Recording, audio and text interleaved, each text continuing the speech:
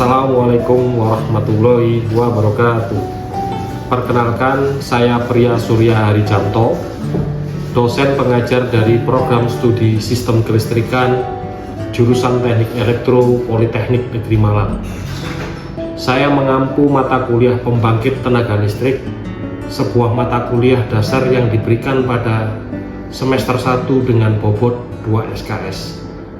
Mata kuliah ini membahas prinsip kerja pembangkitan listrik, mulai dari eksplorasi energi primer, komponen sistem pembangkitan, hingga proses produksi dan pemanfaatan energi listrik. Mahasiswa akan dikenalkan pada berbagai jenis pembangkit listrik seperti PLTA, PLTU, PLTG, PLTD, PLTS, dan PLT geothermal, serta teknologi hybrid power generation. Setelah mengikuti perkuliahan ini, mahasiswa diharapkan mampu memahami jenis dan prinsip kerja pembangkit listrik, menganalisis efisiensi, dampak lingkungan, dan ekonomi pembangkit, menyusun perhitungan daya pada berbagai jenis pembangkit, mengintegrasikan konsep pembangkitan dalam konteks sistem kelistrikan secara utuh. Untuk materi pembelajaran pada kuliah pembangkit tenaga listrik meliputi pengantar pembangkit dan sistem kelistrikan, PLTA dan perhitungan debit air, PLTU dan siklus Rankine, PLTG dan siklus Brayton, PLTD, sinkronisasi generator dan sistem pendinginan, PLTS dan teknologi DC-DC converter half bridge, hybrid sistem PLTS dan mikrohidro, serta PLT panas bumi dan eksplorasi geothermal. Saya menggunakan ceramah yang dibantu video interaktif pembelajaran, demonstrasi di kelas dan lapangan, serta metode case method individu. Untuk studi kasus individu meliputi 1. Kasus blackout Jakarta pada tahun 2019, di mana mahasiswa diminta untuk menganalisis penyebab dan mencari solusi teknis untuk perbaikan di masa mendatang. Yang kedua, interkoneksi PLTS dan mikrohidro di PPYD Al-Ikhlas, menilai tantangan dan peluang pembangkitan yang terdistribusi. Serta yang ketiga, instalasi PLTS di gedung mesin Polinema, di mana akan mengkaji kesesuaian desain dengan implementasi yang telah dilaksanakan. Semua studi kasus tadi akan dianalisis mahasiswa sebagai bahan dari penugasan individu, di mana untuk dapat melaksanakan perkuliahan ini, mahasiswa dapat melakukan akses materi kuliah dan RPS pada LMS Learning Management System milik Politeknik Negeri Malang yang dapat diakses oleh portal mahasiswa masing-masing individu. Untuk sistem penilaian di dalam kelas, persentase yang saya lakukan adalah 10% untuk keaktifan di kelas, 10% untuk tugas mandiri mahasiswa, 30% untuk studi kasus individu, 20% untuk UTS tertulis dan lisan, 30% untuk UAS tertulis. Seluruh nilai akan diinput ke dalam siakat Polinema dan akan dirangkum sesuai dengan rubrik penilaian dan aturan akademik yang ada di kampus Polinema. Dalam video ini juga akan ditayangkan cuplikan pembelajaran tentang proses pembangkitan PLTU batubara, kegiatan pembelajaran di luar kampus yang membahas tentang kerja PLTS, dan kuliah lapangan di PPYD Al-Ikhlas Singosari Malang yang membahas tentang pembangkitan hybrid PLTS dan mikrohidro. Sekian deskripsi mata kuliah yang saya berikan. Terima kasih. Wassalamualaikum warahmatullahi wabarakatuh. Siang teman-teman. Assalamualaikum warahmatullahi wabarakatuh. Waalaikumsalam warahmatullahi wabarakatuh. masih ngantuk ya, jam makan siang ya. Tapi saya harapkan tetap semangat. Kita kali ini bertemu kembali di mata kuliah pembangkit tenaga listrik. Ya. Jadi semester ini saya diamanahkan untuk mengajar mata kuliah pembangkit tenaga listrik. Ya. Nama saya Presur Haryanto. Nah, nanti di mata kuliah pembangkit tenaga listrik ini teman-teman akan belajar tentang pembangkitan. Jadi kalau di sistem kelistrikan kita mengenal beberapa bidang. Ada bidang pembangkit tenaga listrik, penyaluran tenaga listrik, dan pemanfaatan tenaga listrik. Nah, kita belajar di yang mulai dasar, yaitu di pembangkitan tenaga listrik. Anda akan mempelajari tentang pembangkit tenaga listrik secara umum, kemudian yang pembangkit air, kemudian ada pembangkit termal. Pembangkit termal itu ada berupa batu bara, gas, dan combined cycle, yaitu gas dan uap. Kemudian nanti akan mempelajari juga tentang pembangkit geotermal. Nah, setelah pembangkit geotermal nanti baru ada pembangkit energi baru terbarukan yang sedang in kali ini, yaitu di sistem PLTS maupun sistem Bayu dan Tikohidro. Nah, kebetulan karena kampus kita ini punya laboratorium lapangan untuk sistem PLTS, Bayu dan Tikohidro, nanti di mata kuliah kita kali ini kita juga akan melakukan kunjungan ke tempat laboratorium lapangannya, yaitu berada di Pondok Pesantren Al-Ikhlas Singosari. Di situ kita punya pembangkit PLTS kapasitasnya 2 kWp ya, sama ada Tikohidro 2 kali 1 kW. Untuk penilaiannya, nah nanti di pertemuan ke-17, nah teman-teman akan ada yang namanya ujian akhir semesternya. Karena ini kelas teori, ujian akhir semesternya tertulis ya. Nah, di sela-sela itu nanti saya akan mencoba memberikan sebuah tugas. Banyak tugasnya, di sini ada beberapa komponen tugas, ada 3 komponen tugas. Yang pertama, di pertemuan pertama ini tugasnya kayak di kelas seperti ini, kemudian saya berikan soal, Anda mengerjakan ya. Kemudian ada juga tugas mandiri. Ada studi kasus yang saya berikan, silakan Anda analisa, kemudian nanti diterangkan satu persatu di depan kelas. Itu adalah tugas mandiri, menganalisa suatu kasus problem yang terjadi di pembangkit listrik ya. Nanti di sela-sela perkuliahan ini akan saya minta untuk Anda mempresentasikan tugas. Mudah-mudahan bisa di minggu ke-16 sebelum kelas, karena di minggu ke-17 Anda harus jalani ujian tertulis. Failure dan recover diletakkan di penampungan atau yang namanya stockpile. Kemudian pada alat ini yang namanya reclaimer, batu bara ditransfer menuju ke coal ya, atau coal pile, coal stock ya. Ini namanya silo. Nah, ini adalah silo atau penyimpanan batu bara. Kemudian di bawah dari silo ini ada yang namanya reclaimer, memutar poros generator. Nah, ini poros generator yang mana akan memutar posisi dari rotor, dari generator, sehingga generator berputar. Nah, generator berputar akan menghasilkan listrik, maka memerlukan yang namanya exciter power. Silakan. Dari di dalam boiler kan nanti ada beberapa pipa pemanasan air ya. Itu ada beberapa step ya, Pak, dari pemanasan air. Ada. Jadi ada yang namanya pemanasan awal, ada pemanasan inti dan pemanasan akhir.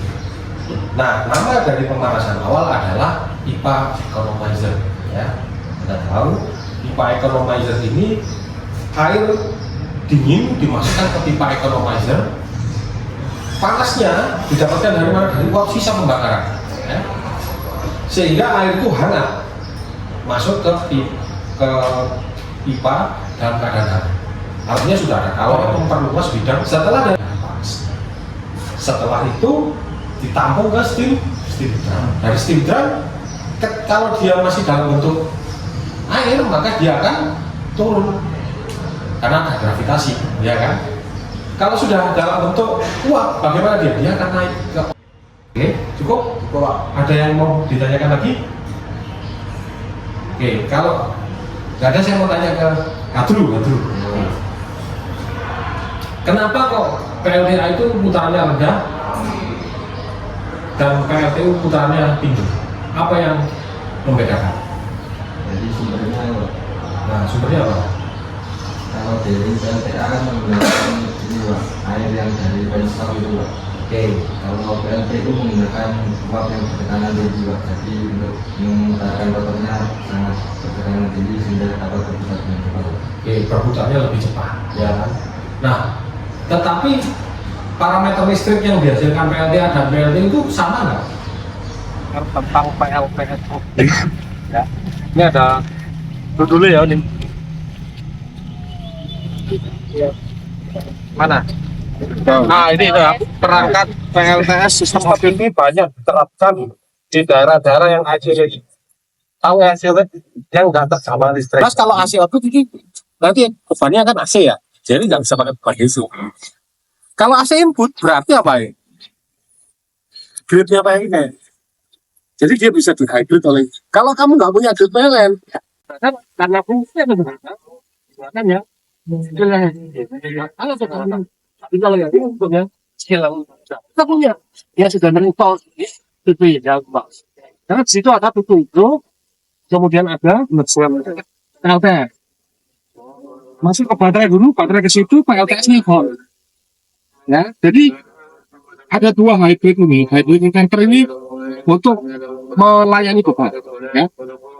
Jadi PLN-nya jelas minim sekali ketika matahari sama air itu maksimum, PLN-nya minim banget. Tapi kalau misalnya pada saat mendung, air juga pada saat nggak ada, airnya hot.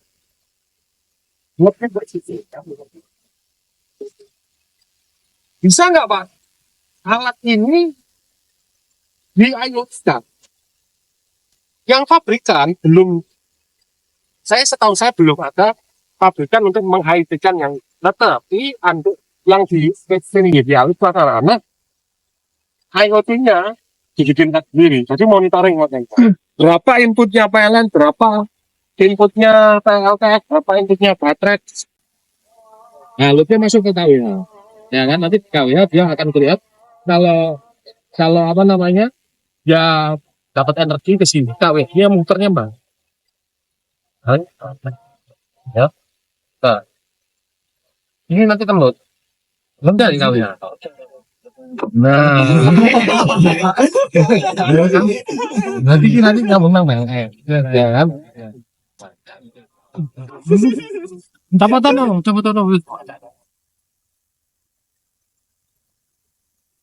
Ini boleh dinyalakan, Mbak? Ada di Eropa ya, apa caranya?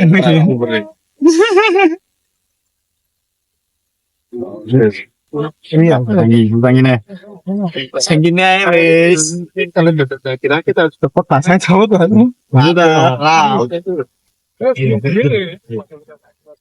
Ini Pak Bet. Bukan untuk Bet. Jangan nih.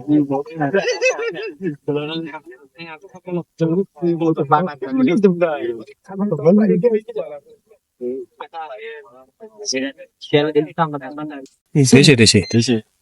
Muncul. 4. Selekan sih. Bisa 8. Nah, 2. Si. Kalau bawah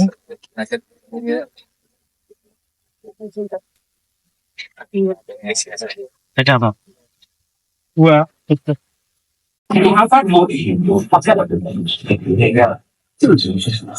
jadi kalau yang dicopot filmnya justru kayaknya nggak bisa ngirim ke Pak. Kenapa ini lebih handal? Karena misalnya saya punya 1 kWp, berarti kan 1000 watt peak, ya nggak? Berarti saya butuh 4. Oke ini. Hari ini kita akan melaksanakan kuliah lapangan di laboratorium lapangan di Politeknik Malang jurusan di teknik listrik dan sistem listrik. Ini ada di Pondok Aliklas Losari Malang. Di sini kita punya pembangkit hidro dan ada pembangkit PLTS dengan kapasitas 2000 kW dan pembangkit mikrohidro sekitar 1 kW ya. Di sini Ini adalah panel untuk kontrol dari PLTS, itu ada panel untuk kontrol dari sistem PLTPH. itu baterainya pasti mengenai Di PLTS ini semuanya kan ditaruh di atas ya. Dari PLTS itu ada sekitar 20 panel, betul ya? 20 panel. Dari 20 panel 10 biji seri di paralel menjadi 2 ya dong, dengan masing-masing panel berapa? Ini ada 2 biji. Masing-masing panel 100 WP, betul ya? Disusun seri ya. Jadi 1000 kWp, 1000 kWp kemudian di paralel. Ya kan? Setelah itu diinjek masuk ke dalam inverter ini, ya kan? Jadi inverternya antara beban inverter, beban dari grid, ya, injek ke beban, kemudian dari PLTS juga injek ke beban, ya. Dan nanti si inverter ini nanti akan membagi. Manakala dia pakai PLTS, manakala dia pakai PLN. Nah, kapan dia pakai PLTS ya? Ketika si PLTS ada dayanya. Nah, PLTS ketika siang hari seperti ini dia waktunya untuk mengharvest atau menyerap energi kemudian disimpan di dalam baterai ini. Ada 4 buah baterai di sini. Baterai ini jenisnya VRLA, ya. Kapasitasnya masing-masing baterai 12 volt 100 Ah, ya. Nah, nanti dari baterai ini baru nanti masuk ke inverter, ini kan DC, ya kan? Masuk ke inverter untuk dirubah menjadi AC. Nah, beban dari pondok ini adalah beban AC, sehingga nanti yang dikonsumsi adalah AC. Nah, ketika PLTS performnya sedang tidak bagus, apa yang harus dilakukan? Maka nanti si inverter ini akan membaca bahwa baterai sedang kosong atau tidak bisa mengisi, sehingga yang harus dilakukan oleh inverter adalah men-switch secara otomatis ke PLN, sehingga PLN bisa bekerja untuk melistriki gedung-gedung yang ada di sini, ya.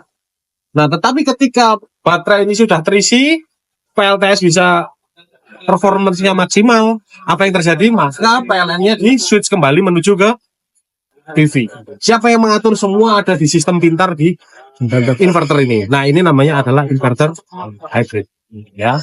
Ini adalah sistem PLTS, ya. Ini yang kedua, kita akan membahas tentang, kalau yang tadi PLTS, sekarang ini adalah PLT Pico Hydro, ya. Pico Hydro adalah ukuran yang terkecil dari sistem PLTA. Kita tahu PLTA itu adalah pembangkit listrik tenaga air yang memanfaatkan jatuhnya energi potensial air untuk membangkitkan listrik, ya. Dimana dia memanfaatkan yang namanya penggerak prime mover yang namanya turbin air, ya. Nah, turbin air bisa berputar akibat adanya energi potensial dari air yang jatuh. Nah, tentunya sumber-sumber yang bisa dimanfaatkan adalah adanya sungai. Di pondok ini kita lihat di sebelah situ ada sungai, ya, yang dibendung sehingga dia mendapatkan head tinggi. Untuk apa? Untuk dimanfaatkan tinggi jatuhnya menuju ke penstock. Jadi di dalam tanah ini ada pipa yang berukuran 2x6 dim, ya, 2x6 dim untuk mengalirkan air menuju ke powerhouse. Nah, powerhouse-nya di sini adalah, saya masuk ke sini. Powerhouse-nya di sini adalah berupa turbin. Nah, di sini ada 2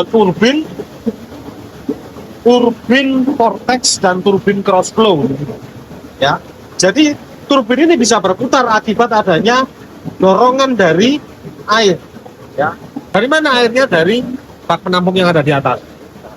Nah, turbin ini kita katakan adalah turbin vortex, yang satunya adalah turbin cross flow. Turbin vortex ini memutar sudut turbinnya secara horizontal. Sedangkan kalau yang satunya turbin cross flow ini sebenarnya headnya di bawahnya dari turbin vortex. Dia memutarnya secara vertikal. Jadi air pertama menabrak ke turbin vortexnya berputar. Kemudian buangan dari turbin vortex ini masih bisa dimanfaatkan karena jatuhnya cukup, energinya masih cukup ada sehingga bisa digunakan untuk memutar yang namanya turbin cross flow ya. Dua turbin ini dikoneksikan dengan generator ya. Generatornya yang nanti akan menghasilkan energi listrik. Nah, bagaimana ceritanya dia bisa dimanfaatkan untuk melistriki beban-beban yang ada di pondok pesantren ini? Jadi si turbin ini berputar dengan kecepatan yang rendah. Oke? Kecepatannya rendah ya. Kemudian Anda lihat ada warna putih-putih itu adalah generator. Ini adalah generator putaran rendah ya. Karakteristik generator air berbeda dengan PLTU. Dia harus memiliki putaran yang rendah. Nah, putaran rendah ini dimanfaatkan dengan magnet permanen, generator magnet permanen dengan putaran rendah, sehingga dia akan menghasilkan energi listrik AC 3 fasa. Dua generator ini dengan prinsip kerja yang sama akan menghasilkan listrik AC 3 fasa. Dan listrik AC 3 fasa tadi nanti akan masuk ke panel, saat tadi masuk ke panel di situ akan dirubah menjadi DC ya. Dirubah menjadi DC, kemudian di DC nanti akan masuk ke dalam baterai. Ya kan? Tentunya untuk apa? Dari baterai nanti kita bisa menyimpan energinya ya. Jadi ketika debit air sedang tinggi, kita bisa storage energi listrik. Kapan dipakainya ya? Ketika kita membutuhkan, contohnya ketika malam hari. Kenapa ada lilitannya? Masa lilitan untuk menurunkan tegangan? Fungsinya bak konverter untuk menurunkan tegangan AC atau DC? DC. Kalau menurunkan tegangan AC pakai apa? Loh, menurunkan tegangan AC itu ya pakai trafo. Kalau ini kan menurunkan tegangan DC, ya kan, inputnya sama outputnya diturunkan, ya kan. Nah, ini namanya lilitan. Itu apa bentuknya? L itu untuk apa? Filternya, ya kan. Memfilter apa? Memfilter gelombangnya, ya kan. Kalau ini untuk apa? Konversi dari AC. Hanya inverter. Kalau yang ini fungsinya menurut cacing apa? Cacing dari perusahaan. Nanti yang itu pakai. Inputnya dari mana? Dari pak konverter. Dari pak konverter. Dua pak konverter. Satu kemudian input dari pak konverter dari mana? Dari air masuk ke berarti itu generatornya generator DC. AC AC 3 fasa. Magnet permanen atau magnet bukan permanen? Permanen. Bagaimana dengan putaran generator itu? Putarannya karakteristik putaran tinggi atau putaran rendah? Ada yang tahu nggak berapa putarannya si generator ini secara nominal? Sebenarnya tergantung debit airnya. Dia bisa sampai 3.000 rpm? 3.000 rpm nggak bisa. Berapa rpm-nya kira-kira? Yang satu 500 rpm, untuk tek singkat itu masuk kategori putaran rendah. Jadi 3 pas kan? Review kan? Iya benar. Review baru plus snapback. Dari si lama dengan baru. Yang lama itu snapback, yang baru itu baru beli yang. Oke. Mengambil datanya, ambil data apa dulu di dalam? Di data ada parameternya dari Apa saja? dan yang perlu itu ya disediakan dari matahari, kemudian tegangan arus DC masing-masing PV sama yang Terus kamu ngukur radiasi mataharinya gimana caranya? ada di Pakai apa? HP itu Full volume aja. ada itu menghitungnya jam 5 sampai jam 6. Jadi 12 jam atau 24 jam? 12 jam. Kemudian didapatkan itu berarti kan itu iradiasi yang real didapatkan di permukaan PV. Iya. Pak, tapi ini untuk hasil Iya, untuk gelombang, ya, masih belum sini seperti Pak. Nah, kenapa ya kira-kira komunikasi tersebut? Pengaruh dengan beban Pak. Pengaruh dengan Beban. Nah, sebenarnya kalau outputnya itu nggak langsung ngaruh dengan bebannya, tapi kamu cek filternya. Karena di dalam inverter itu ada filternya pasti. Ya. Komponennya apa? R, L atau C, ya dong. Ya. Nah, kalau misalnya kamu menemukan gelombang itu tidak mulus, itu ada pengaruh kan? Filternya kurang besar atau persaklarnya yang kurang. Dari PWM-nya ini Pak. Nah, dari PW-nya ya kurang cacatnya kurang bagus, kurang sulit. Nah, coba kamu variasi itu ya. Nanti kamu coba bisa nggak? Kamu coba lihat di jurnal atau di barcode supaya bisa memuluskan itu tadi. Dia parameter RL dan C-nya harus berapa, kemudian periode persaklarnya harus berapa. Nah, itu. Nah, dulu kalau punya L